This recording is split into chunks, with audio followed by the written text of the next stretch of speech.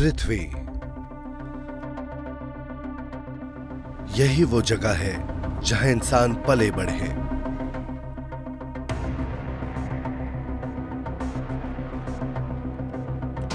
पर यह हमेशा कायम नहीं रहेगी। अगर कहीं से एक विशाल मीटेरॉइड आया तो धरती पर सब कुछ तबाह हो जाएगा।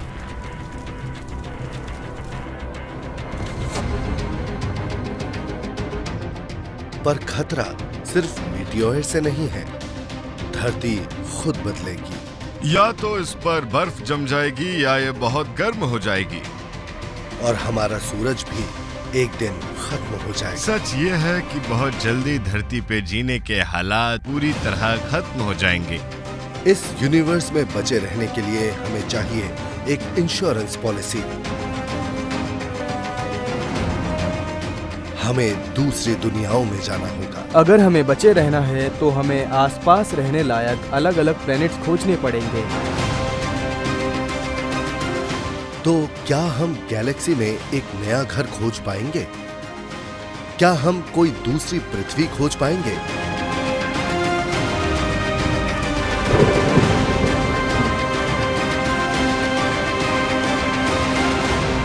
विज्ञान शो पेश करता है फाइंडिंग न्यू अर्थ।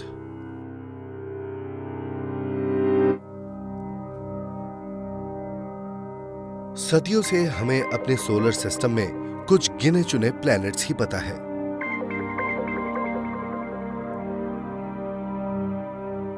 अब एस्ट्रोनॉमर्स हजारों नई दुनियाएं खोज रहे हैं, वो भी एलियन स्टार एक्सोप्लैनेट्स के आसपास। हमें बड़ी तादाद में एक्सोप्लैनेट्स मिल रहे हैं। जैसे दुनिया में बहुत सारे प्लैनेट्स हैं, वैसे ही कई स्टार्स भी हैं और गैलेक्सी में सैकड़ों अरब स्टार मौजूद हैं। क्या ऐसा कोई स्टार है जहां इंसान जाकर बस और फल फूल सकता है, जो इस खतरनाक यूनिवर्स से हमें सुरक्षा दे सकता है? कोई दूसरी पृथ्वी?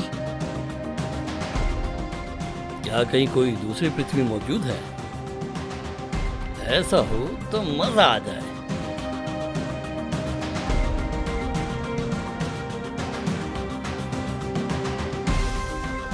अगस्त 2016 एस्ट्रोनॉमर्स ने ऐलान किया कि दूसरी पृथ्वी हमारी उम्मीद से भी करीब हो सकती है। एक प्लैनेट जो सूरज के सबसे करीबी पड़ोसी तारे का चक्कर लगा रहा है। यह है एक रेड ड्वार्फ प्रोक्सिमा सेंटोरी। पता चला कि हमारे सबसे नजदीकी पड़ोसी तारे का एक एक्सोप्लैनेट है। ये सिर्फ 4 लाइट ईयर्स की दूरी पर है।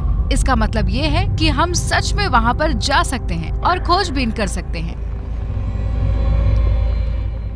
साइंटिस्ट्स ने इस प्लैनेट का नाम उस स्टार पर रखा है, प्रोक्सिमा सेंटोरी बी, या शॉर्ट में प्रोक्सिमा बी। एक दुनिया जो बहुत कुछ पृथ्वी की तरह लग रही है। जिस तरह वो अपने स्टार प्रोक्सिमा सेंटोरी का चक्कर काट रहा है, हमें पता चला कि इसका मास पृथ्वी से 1.3 गुना है, यानी ये पृथ्वी के साइज जितना ही है। हम जिन एक्सोप्लैनेट्स के बारे में जानते हैं, उनमें से ज्यादातर जुपिटर की तरह गैस जायंट्स ही हैं। ऐसे में प्रोक्सिमा बी एक अनूठी खोज है। पृथ्वी के आकार का एक प्लैनेट, लेकिन साइज में पृथ्वी जितना होने का मतलब ये नहीं कि ये पृथ्वी जैसा है। अगर वो सही मायने में दूसरी पृथ्वी है, तो तारे से उसकी दूरी भी एकदम सही होनी चाहिए, जहां जीवन पनप सकता है, या जिसे लोग गोल्डीलॉक्स रीजन भी कहते हैं। इसमें स्टार से एक खास दूरी होनी चाहिए। वो इतना करीब नहीं होना चाहिए कि स्टार की गर्मी से हम जल जाएं या सारे लिक्विड्स भाप बन जाएं, और इतनी दूरी भी नहीं होनी चाहिए कि ठंड से सब कुछ जम जाए। इसका मतलब है एकदम सही जोन होना चाहिए। क्या प्रोक्सिमा बी इसी रीजन में है? क्या वहां पानी लिक्विड रूप में है? प्रॉक्सिमा सेंटूरी बी अपने स्टार का 11.2 दिनों में चक्कर लगाता है। अगर हम धरती की तुलना करें तो ये 365 दिनों में एक चक्कर पूरा करती है। ऐसा इसलिए है क्योंकि ये स्टार इस प्लेनेट के बहुत करीब है, जबकि सूरज धरती से काफी दूर है। पृथ्वी सूरज से करीब 14.96 करोड़ किलोमीटर दूर उसका चक्कर काटती है। प्रॉक्सिमा बी इससे 20 गुना करीब है। वो अपने स्टार से करीब 80 लाख किलोमीटर की दूरी पर है। आपको ये लगेगा कि प्रॉक्सिमा बी तो तारे की गर्मी से झुलस जाता होगा और उसे बहुत ज्यादा गर्मी सहनी पड़ेगी। पर प्रॉक्सिमा बी का सूरज हमारे सूरज से बहुत अलग है। वो हमारे सूरज से आधा गर्म है, 2760 डिग्री सेल्सियस वाला। वो करीब 8 गुना छोटा भी है। ये एक M class red dwarf star है। प्रॉक्सिमा बी जिस एम डॉर्फ के पास है वो बहुत कम चमकीला है, उतना गर्म नहीं है, इसलिए नजदीक से उसका चक्कर काटा जा सकता है। फिर भी प्रॉक्सिमा पर टेम्परेचर उतना ही बना रहता है जितना धरती पर प्रॉक्सिमा बी का हैबिटेबल जोन में होना काफी नहीं है। इसका वैसे का वैसा बने रहना जरूरी है। इसे समझने के लिए planetary scientist Nina Lanza Petrified Forest National Park आई है।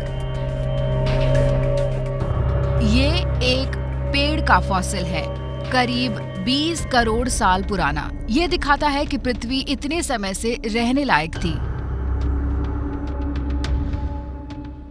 शुरुआती फॉसिल रिकॉर्ड दिखाते हैं कि पृथ्वी कम से कम करीब 4 अरब सालों से सूरज के हैबिटेबल जोन में है, पर हमारी ऑर्बिट बंद नहीं है।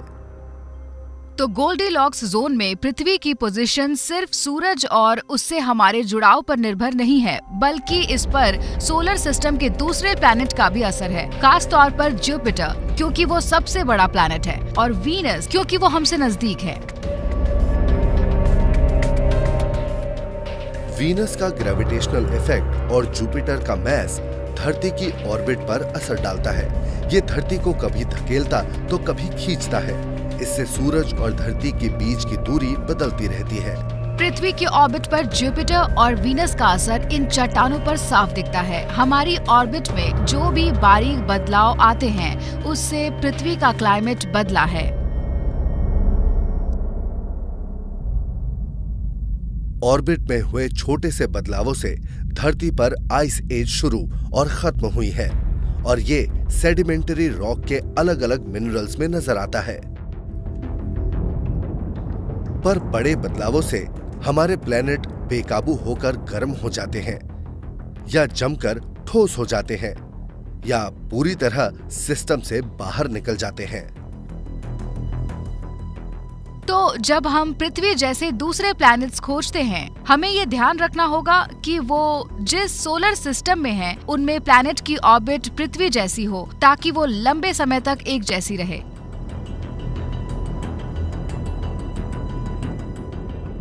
रेड ड्वार्फ के चारों तरफ प्रॉक्सिमा बी की संकरी ऑर्बिट उसे रहने लायक बना सकती है, पर यह पृथ्वी से बहुत अलग होगा। यहाँ आसमान पर तारे छाए रहते हैं। वो समुद्रों और पहाड़ों को अजीब सी लालिमा से ढक देते हैं। तो प्रॉक्सिमा बी वो दूसरी पृथ्वी हो सकती है जिसे हम खोज रहे हैं। पर 2017 में डिम रेड ड्वार्फ स्टार में एक ऐसा धमाका हुआ जो पहले कभी नहीं देखा गया था, जिससे प्लेनेट रेडिएशन से ढक गया। एक मेगा फ्लेयर नजर आई। वो सोलर फ्लेयर जैसी थी, पर उसमें कहीं ज्यादा ताकतवर थी, पर असल में वो स्टार को भी मात दे सकती थी।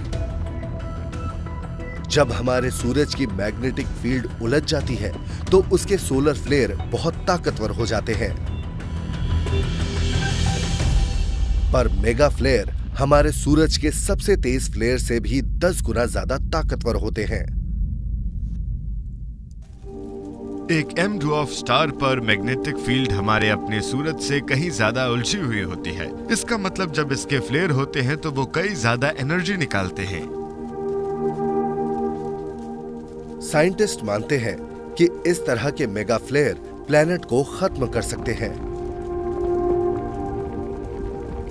रेडिएशन प्लैनेट के एटमॉस्फेयर को पूरी तरह से तहस नहस कर देता है और प्रॉक्सिमा बी पर ये मेगा फ्लेयर मोटे तौर पर साल में एक बार जरूर आते हैं। रेड ड्वार्फ स्टार बहुत ही ज्यादा गुस्सैल होते हैं। वो अपने प्लैनेट की अच्छी तरह से देखभाल नहीं करते। तो अगर कभी प्रॉक्सिमा बी पर कोई एटमॉस्फेयर रहा होगा तो वो इस तरह के धमाकों में कब का खत्म हो चुका होगा। इस तरह प्रॉक्सिमा बी पर अंतरिक्ष के तरह तरह के खतरे मंडरा रहे हैं। एटमॉस्फेयर धूप और छांव के बीच टेम्परेचर ग्रेडियंट को गड़बड़ कर देते हैं। इसीलिए जहां धूप होती है वहां चिलचिलाती गर्मी होती है और पास ही अगर छांव है तो वहां पर फीली सर्दी है। एटमॉस्फेयर के बिना प्रॉक्सिमा बी एक बंजर इलाका बन जाएगा जो अपने स्टार के भयानक रेडिएशन से परेशान होगा। यहाँ रहना मुमकिन नहीं होगा। शायद प्रॉक्सिमा बी में दूसरी धरती होने की सारी संभावनाएं हैं, पर असल में ये एक सूखी सी जगह है। ऐसी जगह जहां का एटमॉस्फेयर खत्म हो चुका है, पानी भी उड़ चुका है। इसकी वजह यही है कि वो अपने स्टार के बहुत ज्यादा करीब है। प्रॉक्सिमा बी भले ही सबसे करीबी एक्सोप्लैनेट है, पर ये इकलौता ऑप्शन नहीं है। मानवता का भविष्य एक ऐसे बेमिसाल स्टार सिस्टम पर टिका हो सकता है जो हमसे बस 40 लाइट ईयर दूर है। हमने एक बहुत ही कमाल का सिस्टम खोज लिया है जहां बसने की एक नहीं बल्कि 7 जगहें हैं। –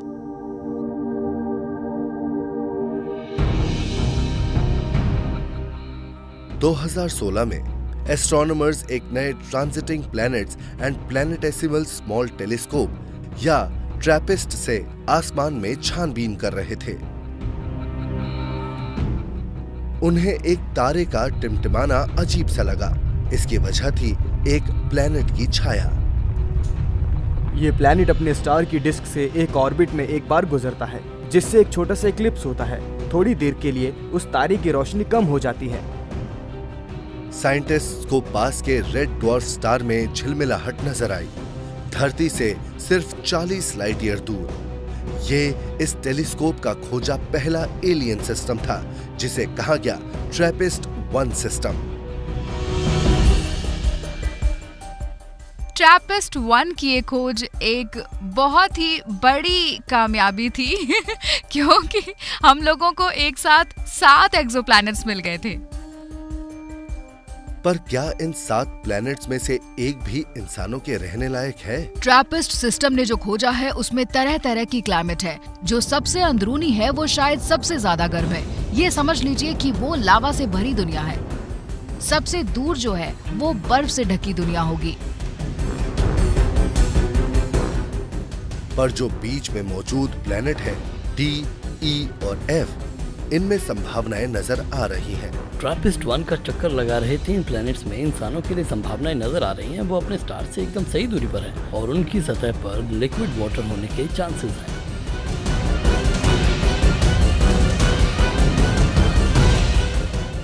पर क्या ये प्लैनेट्स लिक्विड वाटर वाली एक पथरीली दुनिया है? साइंटिस्ट इन प्लैनेट के ट्रांजिट या सफर पर नजर रखते हुए सुराग खोज रहे हैं। वो सही टाइमिंग और झिलमिलाहट के जरिए इन प्लैनेट के मैस और साइज को नाप रहे हैं। जब हमें मैस और साइज मिल जाएगा तो हम डेंसिटी का पता लगा सकते हैं, और जब डेंसिटी का पता चल जाएगा तो पता चल सकता है कि वो किस चीज से बना है। डेटा से एक बहुत कमाल की बात पता लगती है। इन प्लैनेट्स पर खूब पानी है, समुद्रों का एक संसार। वहां पृथ्वी से 250 गुना ज्यादा पानी है। ये साइंस की एक हैरत से भरी कामयाबी है, क्योंकि हमें न सिर्फ 7 ट्रांजिटिंग प्लैनेट्स वाला एक सिस्टम मिला है, बल्कि इस बात के सुराग भी मिले हैं कि कई प्लैनेट में भरपूर मात्रा में पानी हो सकता है। इनमें से एक प्लैनेट को नई पृथ्वी माना जा रहा है। ये स्टार से सिर्फ करीब 43 लाख किलोमीटर दूर चक्कर लगा रहा है ट्रैपिस्ट 1e। ट्रैपिस्ट 1e की बनावट से पता चलता है कि इसमें धरती की तरह बहुत ही बड़ी सी आयरन कोर मौजूद होगी और इस बात के चांसेस बहुत हैं कि इसकी मैग्नेटिक फील्ड बहुत ताकतवर होगी। पृथ्वी की तरह ट्रैपिस्ट 1e में बचाव करने वाली मैग्नेटिक फील्ड हो सकती है। वो एटमॉस्फेयर को तबाह करने वाले भयानक सोलर विंड और तेज धमाकों को रोकती होगी। मैग्नेटिक फील्ड की मौजूदगी बहुत अच्छी बात है। ये उस स्टार के हमलों से प्लैनेट को बचाती होगी जिसका वो चक्कर लगा रहा है। और प्रॉक्सिमा सेंटोरी के उलट ट्रैपिस्ट 1 स्टार अजीब तरह से शांत नजर आता है। ट्रैपिस्ट 1 काफी पुराना और बहुत ही शांत सा स्टार है और प्रॉक्सिमा सेंचुरी की तरह इसे विशाल फ्लेयर्स का सामना नहीं करना पड़ता है।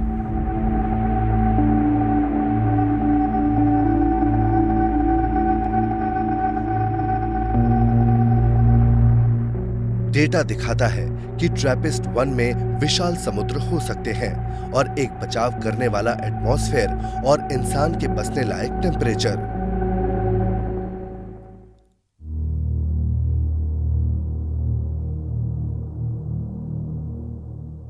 पर वहां रहना धरती पर रहने जैसा कतई नहीं रहेगा। ट्रैपिस्ट सिस्टम के बारे में ये बात ध्यान रखनी चाहिए कि वो हमारे सौर मंडल की तरह नहीं है। ये प्लेनेट एक दूसरे से काफी पास है और इतना पास होने की वजह से इनकी ऑर्बिट बहुत तेज और छोटी है। ट्रैपिस्ट 1e का एक पूरा साल धरती के 6 दिन के बराबर है। क्या आप कल्पना कर सकते हैं कि वहाँ दिन इतनी तेजी से बीत रहे हैं कि बाद एक। आज आपका बर्थडे है और कल फिर आपका बर्थडे आ जाता है। Happy birthday. आपकी वेडिंग एनिवर्सरी भी जल्दी जल्दी आ रही है। आप भूल जाते हैं, आपका सिर चकराने लगता है। और इस अजीब से एलियन वर्ल्ड में एक्सप्लोरर ऐसे नजारे देख रहे हैं जो उन्होंने पहले कभी नहीं देखे। कई मायनों में ये किसी साइंस फिक्शन का आसमान लगता है। ऐसी चीजें नजर आती हैं जिन्हें हमने सिर्फ फिल्मों में देखा है। वहाँ आसमान में आप देखें तो आपको दूसरे प्लैनेट्स नजर आएंगे, जैसे धरती पर हमें चांद नजर आता है। और यही नहीं, आप उन प्लैनेट के कॉन्टिनेंट्स भी अपनी आंखों से आसानी से देख सकते हैं। पर क्या ये प्लैनेट हमारे लिए इतना सही हो सकता है? तो मान लीजिए कि ये एक बसने लायक प्लैनेट है। ये अपने स्टार के करीब है, पर जब कोई सोलर सिस्टम इतना कंप्रेस्ड होता है तो दूसरी प्रॉब्लम्स होती हैं और इनमें से एक दिक्कत है टाइडल लॉकिंग। ट्रैपिस्ट 1e अपने स्टार से कुछ लाख किलोमीटर की दूरी पर चक्कर काट रहा है। मुमकिन है कि उसमें टाइडल लॉक हो, यानी इसका एक साइड हमेशा स्टार की तरफ ही हो। अब आप कल्पना कर सकते हैं कि वहाँ लगातार दिन होगा और इसका ये असर होगा कि धरती पूरी तरह तपती रहेगी, जैसा आप मेरे पीछे देख सकते हैं। पर वहाँ दूसरे हिस्से में लगातार रात रहेगी। इसका मतलब है कि वो बर्फ से ढकी एक वीरान दुनिया होगी। और ट्रैपिस्ट 1e की दिक्कतें कोई छोटी मोटी नहीं लग रही। अगर वहाँ एक तरफ दिन रहेगा या दूसरी तरफ रात रहेगी, तो जहाँ रात रहेगी वो हिस्सा इतना ठंडा हो जाएगा कि जम जाएगा, यानी उसका एटमॉस्फेयर भी जम जाएगा।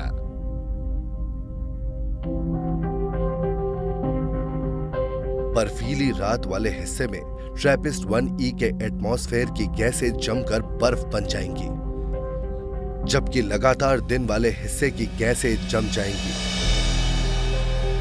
एटमॉस्फेयर पतला होता जाएगा और खत्म ही हो जाएगा। और ट्रैपिस्ट 1e जरा भी रहने लायक नहीं बचेगा।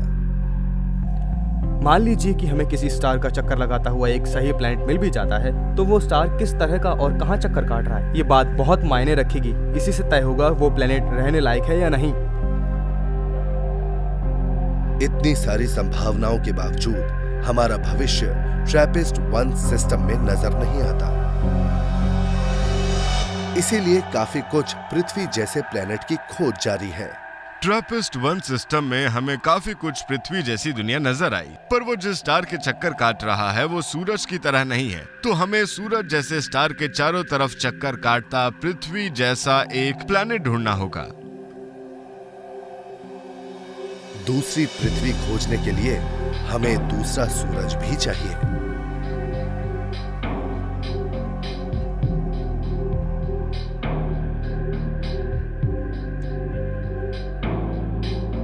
मिल्की वे।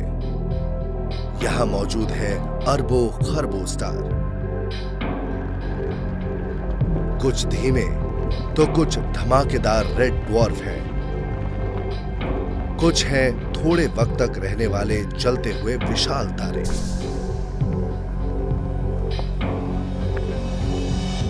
पर बीच में हैं हमारे सूरज जैसे तारे।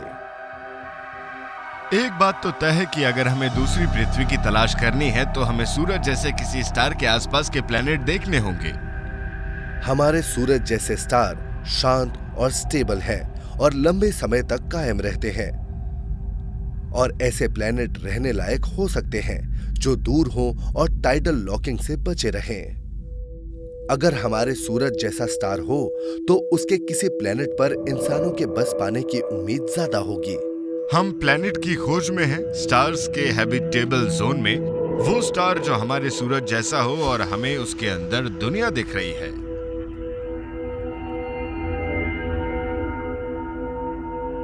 जैसे कि केपलर 452b 1800 लाइट ईयर दूर एक एक्सोप्लैनेट जो हमारे सूरज जैसे तारे का चक्कर लगा रहा है। किसी स्टार के चारों तरफ आपको पृथ्वी से मिलती जुलती ऐसी ऑर्बिट कहाँ मिलेगी? उसका साल 385 दिन का है, हमारा दिन 365 दिन का है। ये तो बिल्कुल धरती की तरह हुआ। ये प्लेनेट अपने स्टार का चक्कर उतनी ही दूरी पर लगा रहे हैं जितनी कि पृथ्वी हमारे सूरज का, और ये हमारे लिए घर जैसा हो सकता है। केपलर 452b अपने स्टार के हैबिटेबल जोन में है, तो अगर वहाँ लिक्विड वाटर हुआ तो वहाँ हो सकते हैं समुद्र, झीलें, नदियाँ, धाराएं हो सकती हैं, नीला आसमान और बादल भी मिल सकते हैं। बढ़िया बात है, पर केपलर 452b धरती से बहुत बड़ा है। केपलर 452b हमारे लिए दूसरी पृथ्वी की तरह हो सकता है, पर इसका आकार पृथ्वी से बहुत बड़ा है। ये दुनिया हमारी धरती से 5 गुना ज्यादा बड़ी है और करीब 60% ज्यादा चौड़ी है। साइंटिस्ट्स केपलर 452b जैसी विशाल दुनियाओं को सुपर अर्थ कहते हैं। इनका साइज पृथ्वी से 1.5 या 2 गुना ज्यादा बड़ा है और इनका मास धरती से शायद 10 गुना ज्यादा भी हो सकता है। हमने अब तक जितने भी पथरीले प्लैनेट्स देखे हैं उनमें से आधे से ज्यादा सुपर अर्थ है। जब हमने एक्सोप्लैनेट्स की खोजबीन शुरू की, उसके पहले हमें ये तक नहीं पता था कि सुपर अर्थ मौजूद है। अब पता चल रहा है तो आम बात है। सुपर अर्थ का होना हमारी धरती के होने से भी ज्यादा आम बात हो सकती है। यानी जब हम रहने लायक दुनिया तलाशें तो हमें सुपर अर्थ पर नजर जरूर डालनी चाहिए। क्या ये पृथ्वी जैसा विशाल प्लैनेट हमारा दूसरा घर हो सकता है? इस तरह के प्लेनेट में हमारी दूसरी पृथ्वी होने के कई गुण मौजूद हैं। ये हमारे सूरज जैसे किसी स्टार का चक्कर लगा रहा है। ये हैबिटेबल जोन के ठीक बीचों बीच है, पर दिक्कत ये है कि कुछ और बातें हैं जिनका ध्यान रखना होगा, जिनमें से एक है प्लेनेट का मास।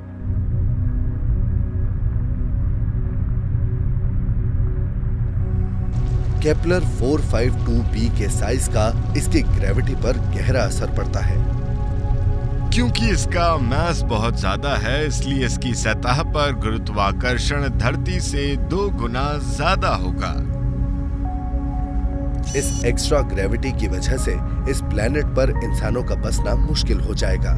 कुछ ऐसे काम हैं जिन्हें करना आपको पृथ्वी पर पसंद नहीं है। इस तरह के प्लेनेट पर ऐसे काम और मुश्किल हो जाएंगे, जैसे कि वहाँ कचरे का वजन पृथ्वी की तुलना में दुगना होगा। उसे उठाना कोई आसान काम नहीं होगा। वहाँ सुपर ह्यूमन का होना तो पॉसिबल है, पर आम इंसान वहाँ बिल्कुल नहीं रह पाएंगे।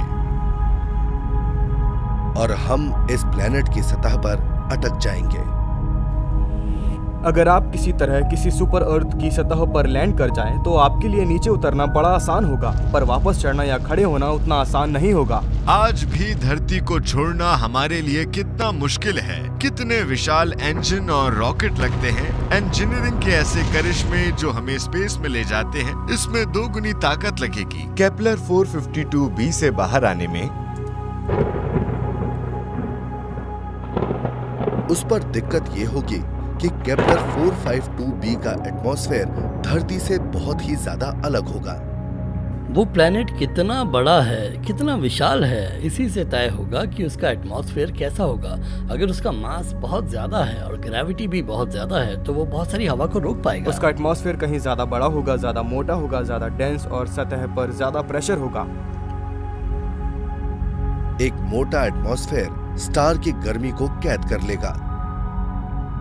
सतह का टेम्परेचर बहुत ही ज्यादा गर्म होगा और प्रेशर इतना भयानक कि वहां रहने का सोचा भी नहीं जा सकता।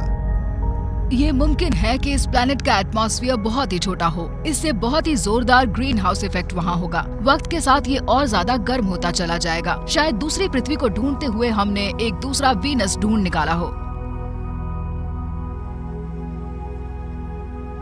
भले ही सुपर अर्थ का काम बड़ा ही मजेदार हो, पर इनकी भयानक ग्रेविटी हमें वहां जीने नहीं देगी और वहां के मोटे एटमॉस्फेयर में हम जी नहीं पाएंगे।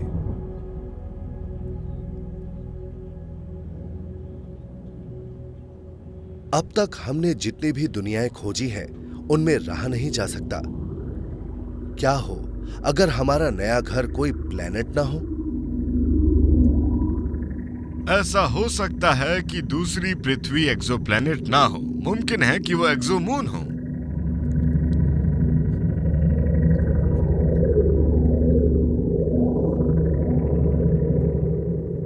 जब चांद की बात करते हैं तो हमें लगता है कि हम किसी बेकार ऑब्जेक्ट की बात कर रहे हैं, पर ऐसा नहीं है। हमारे सोलर सिस्टम में कई ऐसे मून हैं जो अपने आप में बेमिसाल हैं। हमारे सिस्टम में ऐसे ऐसे मून मिलते हैं जिनमें वो सारे गुण मौजूद हैं जो एक रहने लायक प्लेनेट में होने चाहिए। टाइटन में एटमॉस्फेयर है और इसका खतरनाक वेदर सिस्टम है।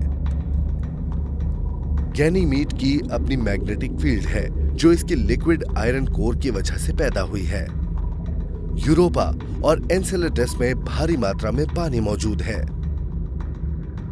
पृथ्वी पर रहने के लिए जिन कैरेक्टरिस्टिक्स की ज़रूरत है वो इन अलग अलग मून्स में बिखरे हुए हैं। अगर आपको इन सारी खासियतों वाला एक एक्सोमून मिल जाए तो हम कह सकते हैं कि वो दूसरी पृथ्वी साबित होगी। सन 2017 द केपलर टेलीस्कोप को मिला 8000 लाइट ईयर दूर सूरज जैसा एक स्टार, और प्रोफेसर डेविड किपिंग और उनकी टीम ने इस ट्रांजिटिंग एक्सोप्लैनेट को देखा। यह था केपलर 1625b। केपलर ने जितने भी हजारों प्लैनेट्स खोजे हैं, केपलर 1625 उनमें से एक था। पर एक मून हंटर के तौर पर हमें इसमें दिलचस्पी इसलिए थी क्योंकि ये प्लैनेट जुपिटर के जितना बड़ा था। ये अपने स्टार से काफ़ी दूर है और इसकी ऑर्बिट तकरीबन गोल है, यानी एक्सोमून में हमें जो कुछ चाहिए वो इसमें मौजूद है। एक्सोप्लैनेट केपलर 1625b एक इंसानों के ना बसने लायक गैस जायंट है, बिल्कुल जुपिटर की तरह। पर यह हैबिटेबल जोन में है और इसका मतलब इसके मून भी इसी जोन में होंगे। बदकिस्मती से इन एक्सोमून को देखना बहुत ही मुश्किल है। केपलर ने जिस तरह एक्सोप्लैनेट खोजे उसका ताल्लुक प्लैनेट के साइज से है। जहाँ तक मून का सवाल है, ये थोड़ा और भी मुश्किल रहा होगा क्योंकि वो छोटे होते हैं और उन्हें पहचानना और भी मुश्किल है। सोलर सिस्टम में सबसे बड़ा मून है गैनीमीड, जो जुपिटर के चारों तरफ है। ये धरती के 40% जितना बड़ा है। हमें बहुत ही मुश्किल से इस तरह के प्लैनेट मिलते हैं, इसीलिए साफ है कि एक्सोमून के खोजबीन एक बहुत ही मुश्किल काम होगा। सन 2018 में टीम ने बहुत ही ताकतवर हबल स्पेस टेलीस्कोप को ये काम सौंपा। इस डेटा के जरिए किसी भी मून की हल्की सी छाया को भी ध्यान से देखा गया।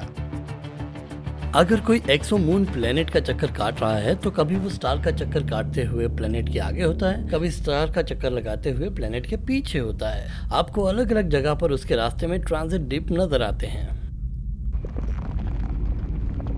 और टीम ने एक सिग्नल पहचाना।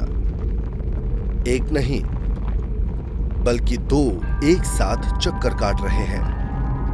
ये दुनिया के पहले एक्सोमून के खोजे जाने का सबूत था।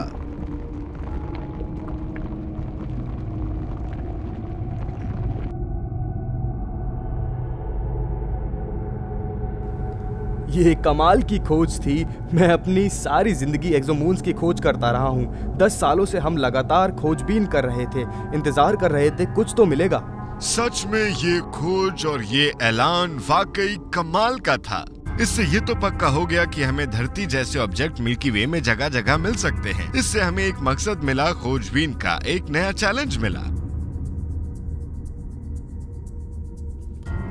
इस एलियन एक्सोमून पर आसमान पृथ्वी जैसा बिल्कुल नहीं होगा।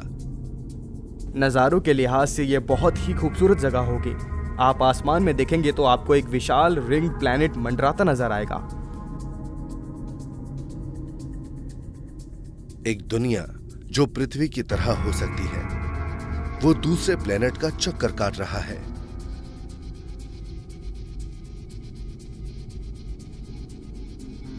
पर इतनी जल्दी नतीजे पर पहुंचने की जरूरत नहीं है। हालांकि प्लैनेट और मून दोनों स्टार से एकदम सही दूरी पर हैं और हम ये मान रहे हैं कि उसकी सतह पर लिक्विड वाटर मिलना चाहिए, पर लगता यह है कि मून और ये प्लैनेट गैसों से बने ऑब्जेक्ट हैं और इसी वजह से उनकी सतह सॉलिड नहीं होगी। हालांकि इस मून पर शायद इंसानों का बसना मुमकिन नहीं है, पर गैलेक्सी में अपने जैसी किसी दूसरी दुनिया को खोजने की दिशा में ये एक महत्वपूर्ण कदम है। अगर हमें एक्सोप्लैनेट के चारों तरफ एक्सोमून मिल जाते हैं तो इससे ये पक्का हो जाता है कि इंसानों के रहने लायक दुनिया बड़ी तादाद में मिल सकती है। हमें ज्यादा सटीक मेजरमेंट्स चाहिए। उसके बाद देखिएगा यूनिवर्स में ढेर सारे एक्सोमून नजर आएंगे।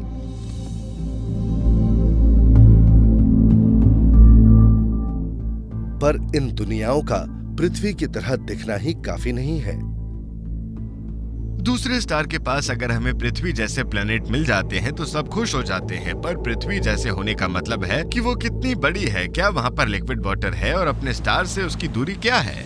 ये सब है तो बहुत ही अच्छा, पर इतना काफी नहीं है। किसी प्लेनेट का कॉम्पोजिशन उसे हमारा घर बना सकता है या सिर्फ रिजेक्ट करवा सकता है।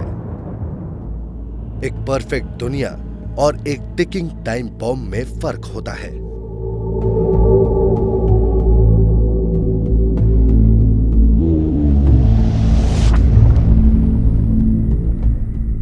जोर शोर से दूसरी पृथ्वी की तलाश जारी है। हमने भयानक रेड ड्वार्फ सिस्टम को भी परखा, सुपर अर्थ को भी और एलियन एक्सोमून को भी, पर अब तक पृथ्वी जैसा कोई दूसरा ऑब्जेक्ट नहीं मिला। बहुत सारी शर्तें हैं जिस पर उसका खरा उतरना जरूरी है, जैसे कि सूरज जैसा कोई स्टार, ऐसी ऑर्बिट जिसकी वजह से उसका टेम्परेचर एकदम सही हो, एक ठोस सतह जिसकी वजह से उसका एटमॉस्फेयर कायम रह सके। पर कोई प्लेनेट बाहर से भले ही पृथ्वी जैसा दिखे, हो सकता है वो अंदर से वैसा ना हो। हमारी दुनिया को एक चीज सबसे अनूठा बनाती है और वो है प्लेट टेक्टोनिक्स। इसी से हमारा प्लेनेट काबू में है। पृथ्वी का क्लाइमेट इसके मटेरियल्स के साइकिल पर निर्भर करता है, जैसे कि कार्बन डाइऑक्साइड और वाटर मॉलिक्यूल्स। सक्रिय प्लेट टेक्टोनिक्स और ज्वालामुखी के धमाकों की वजह से धरती के पिघले हुए अंदरूनी रूप और सतह के बीच मूव करते हैं। इन साइकिल से धरती का टेम्परेचर कायम रहता है और इसका एटमॉस्फेयर भी बना रहता है। अगर हमें धरती जैसा कोई प्लैनेट खोजना है तो उसमें जियोलॉजिकल एक्टिविटी होनी चाहिए। इसका मतलब ये है कि उसमें अपना कार्बन साइकिल और कुदरती चीजों को चलाए रखने की काबिलियत होगी ताकि वो रहने लायक और सस्टेनेबल बने।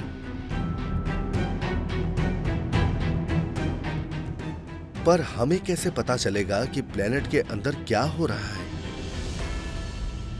इसका सुराग पूरी दुनिया में फैली एक चीज से हासिल किया जा सकता है, पहाड़ों से।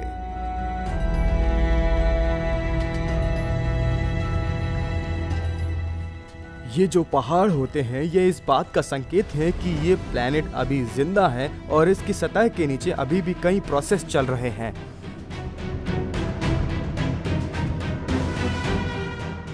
जब किसी प्लेनेट की टेक्टोनिक प्लेट्स आपस में टकराती है तब पहाड़ बनते हैं। और हालांकि एक्सोप्लैनेट कई लाइट ईयर दूर होते हैं, पर एस्ट्रोनॉमर ये पता लगा सकते हैं कि उनकी सतह चिकनी है या उस पर पहाड़ी चोटियां हैं।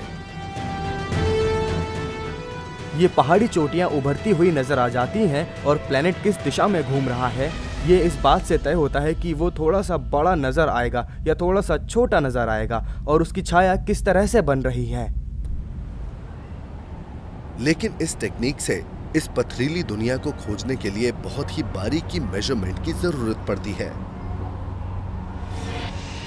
मान लेते हैं कि एक बहुत बड़ी बिल्डिंग है, जैसे कि एम्पायर स्टेट बिल्डिंग, और रात को उसमें रोशनी कर दी गई है। अब अगर आपको रोशनी कम होते हुए दिखाना है तो आप क्या करेंगे? पूरी बिल्डिंग के एक ऑफिस के ब्लाइंड्स 1/3 नीचे कर देंगे, तो इस तरह से कुछ रोशनी कम हो जाएगी। हम अपने ऑब्जर्वेशन में भी इतनी ही बारीकी से काम करते हैं। ये ठीक वैसे ही है जैसे दूर से जा रही कार की हेडलाइट के सामने मच्छर उड़ रहा है और उससे लाइट में फर्क आ रहा है और आपको उसका पता लगाना बहुत मुश्किल है।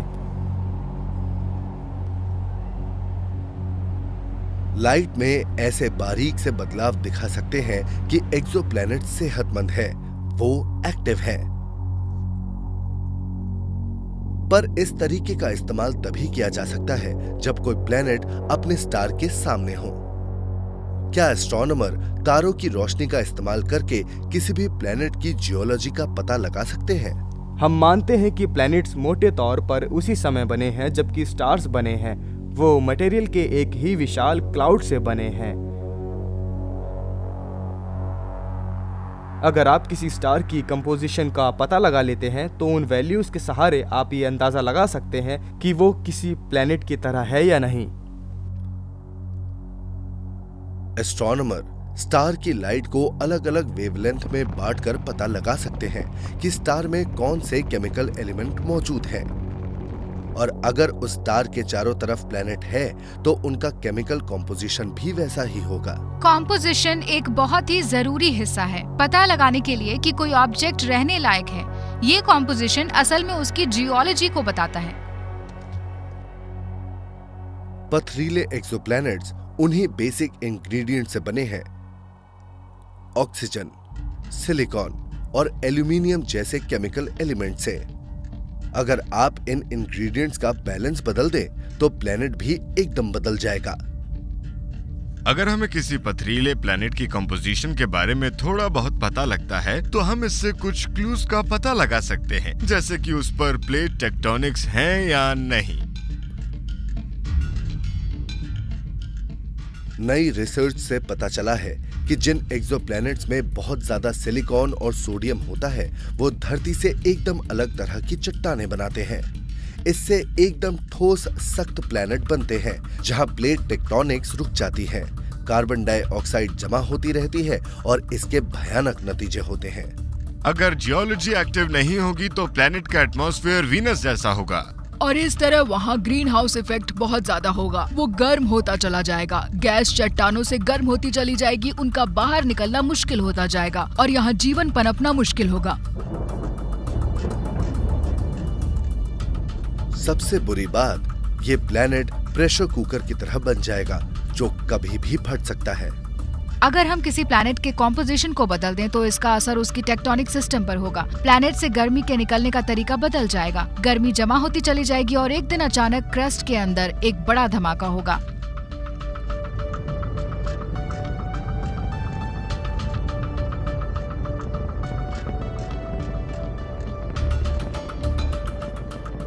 प्लैनेट की ठोस क्रस्ट टूट जाएगी,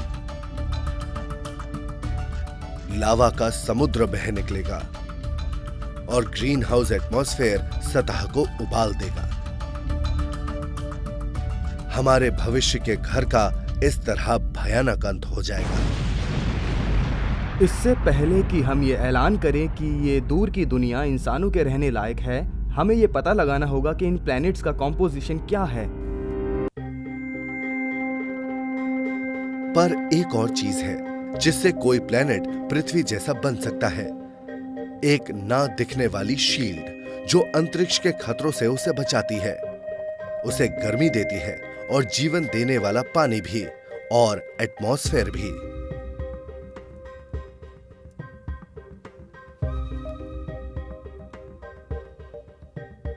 दूसरी पृथ्वी की खोज में हमें मिल रहे हैं कई तरह के प्लेनेट, पर कोई प्लेनेट पृथ्वी की तरह तभी हो सकता है जब वो हमारी सभी जरूरतों पर खरा उतरे। अगर आप सचमुच किसी दूसरी पृथ्वी को खोजना चाहते हैं तो आपको ऐसा प्लेनेट खोजना होगा जिसका मास और साइज पृथ्वी जैसा हो और वो सूरज जैसे किसी स्टार के चक्कर काट रहा हो ठीक उतनी ही दूरी पर, उसका एटमॉस्फेयर हमारे जैसा हो, उसकी सतह पर बहुत सारा पानी हो, वो भी लिक्विड फॉर्म में। बस इतना ही। और जो जरूरतें हैं, इसमें एक एक्सोप्लैनेट के एटमॉस्फेयर सबसे ज्यादा मायने रखता है। ये प्लेनेट को टेम्परेचर के बड़े और भयानक बदलावों से बचाता है। ये छोटे एस्ट्रॉइड के आकर टकराने से भी बचाता है। ये प्लेनेट को स्पेस के खतरनाक रेडिएशन से बचाता है। ये सही मायनों में प्लेनेट के चारों तरफ एक शील्ड होती है जो हमें बाहरी स्पेस से बचाती है। यही नहीं, इसमें सही तरह का एटमॉस्फेयर भी होना चाहिए। अगर ये जरा सा भी गड़बड़ हुआ तो प्लेनेट की सतह उबलने लगेगी, वो धंसने लगेगी, भयानक हालात होंगे। हमारे अपने सोलर सिस्टम को देखिए। सूरज के हैबिटेबल जोन में 3 अलग प्लेनेट शामिल हैं, वीनस, अर्थ और मार्स। पर मार्स का एटमॉस्फेयर बहुत पतला है, वहाँ बहुत सर्दी है। वीनस का एटमॉस्फेयर बहुत मोटा है और वहाँ बहुत गर्मी है। धरती अकेला प्लेनेट है जहाँ ये सब हालात एकदम सही हैं।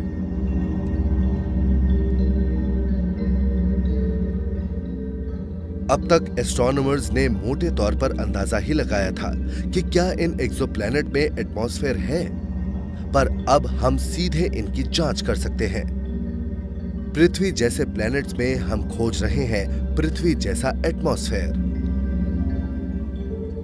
ये एक बहुत ही मुश्किल काम है। हमें किसी प्लैनेट के एटमॉस्फेयर को देखना है और स्टार की चमक को देखना है, तो इसके लिए बहुत ही बारीक टेक्नोलॉजी चाहिए और एकदम सटीक मेजरमेंट। एस्ट्रोनॉमर एटमॉस्फेयर का पता तब लगा पाते हैं जब प्लैनेट किसी स्टार के सामने से गुजरता है। लाइट का एक छोटा सा हिस्सा प्लैनेट के किनारों पर चमकता है और उसके एटमॉस्फेयर के पार भी। जब वाटर, हाइड्रोजन और कार्बन डाइऑक्साइड के मॉलिक्यूल्स स्टार की लाइट की कुछ खास वेवलेंथ को एब्जॉर्ब कर लेते हैं, तब ऐसा होता है। अगर हमें किसी स्टार की लाइट चमकती नजर आए, प्लैनेट के चारों तरफ चमके, तो हम थोड़ा बहुत पता लगा सकते हैं कि क्या उसका अपना एटमॉस्फेयर है और इस एटमॉस्फेयर की खासियत क्या है, वो कितना गर्म है, वो किससे बना है। इस तरह हम पता लगा पाते हैं कि एटमॉस्फेयर वैसा है या नहीं कि उस प्लैनेट की सतह पर इंसान का रहना पॉसिबल हो। अब तक हमने ऐसा कोई एक्सोप्लैनेट नहीं देखा जिसका एटमॉस्फेयर हमारी जरूरतों के मुताबिक हो, पर ये हालात अब बदलने वाले हैं।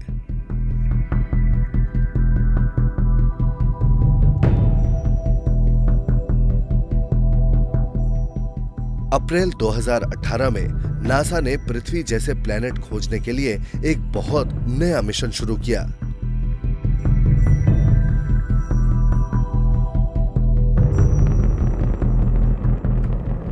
टेलीस्कोप अगर बड़ा है तो वो ज़्यादा बेहतर है, पर ये हमेशा सही नहीं है। नासा का एक सैटेलाइट है जिसका नाम है ट्रांजिटिंग एक्सोप्लैनेट सर्विस सैटेलाइट, यानी टेस।